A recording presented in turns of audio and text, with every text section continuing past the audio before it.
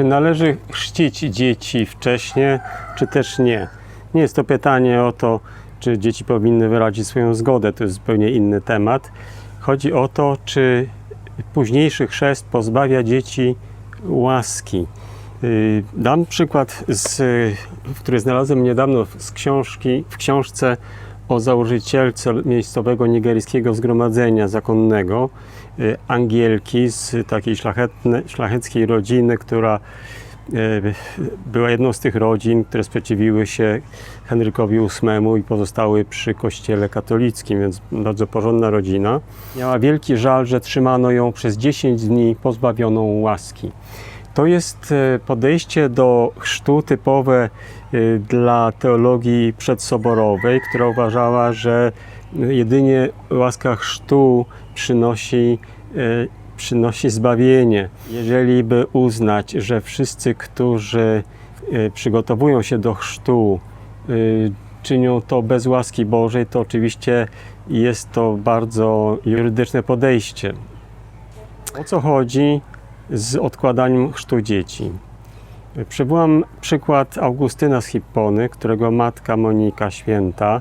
Kiedy Augustyn był dzieckiem i zachorował ciężko, wydawało się, że śmiertelnie, Monika zaczęła przygotowania do chrztu. Gdy jednak Augustyn cudownie wyzdrowiał, Monika odwołała przygotowania. I rzeczywiście, jak wiemy, Augustyn przyjął chrzest już jako dorosły, był długie lata katechumenem. O co chodzi?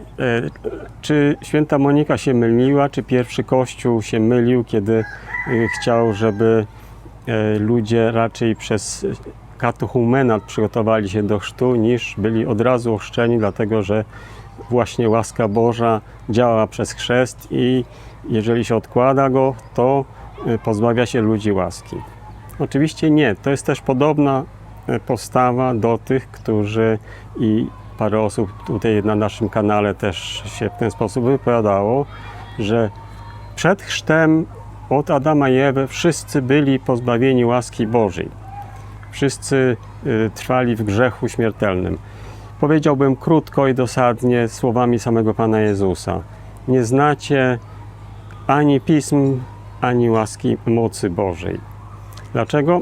Przeczytam fragment z Katechizmu Kościoła katolickiego. Patriarchowie i prorocy oraz inne postacie Starego Testamentu byli i zawsze będą czczeni jako święci we wszystkich tradycjach liturgicznych Kościoła. Czyli była łaska Boża przed chrztem, czy nie było, skoro byli święci czczeni w liturgii Kościoła?